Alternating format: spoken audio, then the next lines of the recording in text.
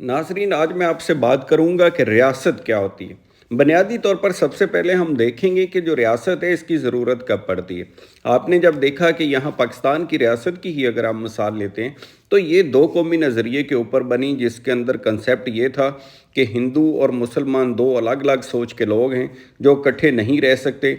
और मुसलमानों ने सोचा कि ऐसे हालात के अंदर पाकि जो मुसलमान हैं वो हमेशा हिंदुओं के साए के नीचे रहेंगे और गालब जो हैं वो हिंदू रहेंगे।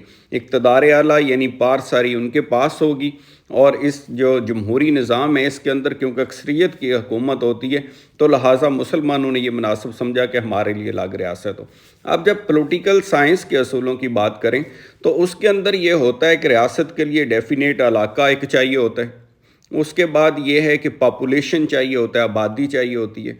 फिर थर्ड लेवल के ऊपर ये है कि वहाँ अपनी हुकूमत आज़ाद चाहिए होती है। जिसके पास फोर्थ होता है कि इक़्तिदार आला, यानी उसके ऊपर वो आज़ाद रियासत हो, उसके ऊपर किसी दूसरे मुल्क का कोई कानून लागू नहीं होता और ना हो सकता है। तो ये जब चार कंपोनेंट पूरे होंगे तो फिर रियासत बनती है।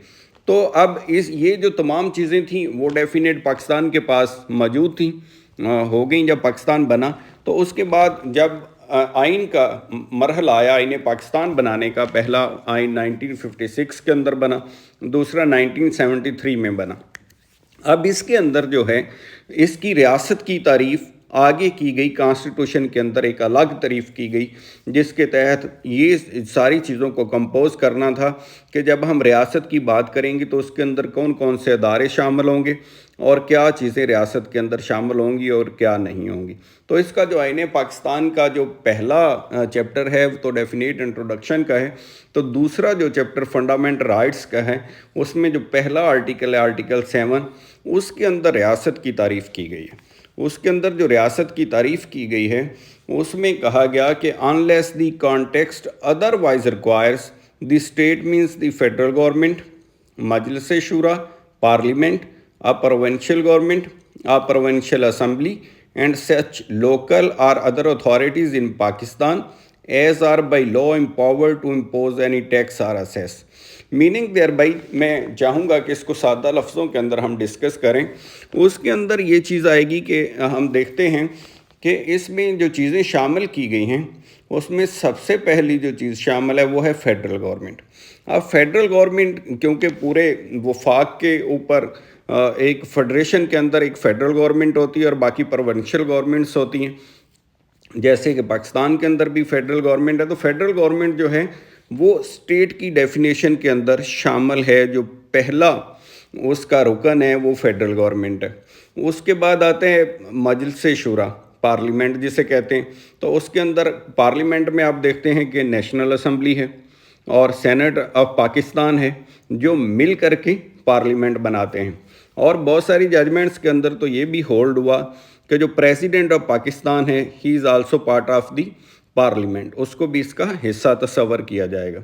बाकी जब आगे आती है बात तो उसके अंदर प्रोविंशियल गवर्नमेंट्स का है कि प्रोविंशियल गवर्नमेंट जो है वो भी रियासत होती है। और जो प्रोविंशियल असम्बली होती है, क्योंकि गवर्नमेंट देखें असम्बली के अंदर मेम्बरान होते हैं, मेम्बरान के ऊपर कैबिनेट होती है और उसके ऊपर चीफ मिनिस्टर होता है। और साथ ही साथ याद रहे कि इसके अंदर गवर्नर का भी क्योंकि आइनी रोल होता है तो वो भी इसके अंदर शामिल तस्वर होगा। कुछ जजमेंट्स के अंदर ये भी डिसाइड हुआ कि गवर्नर भी इसका हिस्सा होगा, तो ये भी इसका हिस्सा तस्वर होगा रियासत का। उसके साथ ये है कि एंड सच लोकल और अदर अथॉरिटीज़ इन पाकिस्तान, यानी लोकल हों या दूसरी हों अथॉरिटीज़ जो कि टैक्स लगा सकती हैं, टैक्स या असेस कर सकती हैं, इम्पोज कर सकती हैं, यानी लगा सकती हैं शहरियों के ऊपर जिनको ये इख्तियार हासिल है, उनको भी रियासत का हिस्सा तस्वर किया जाएगा और वो भी रियासत होंगी।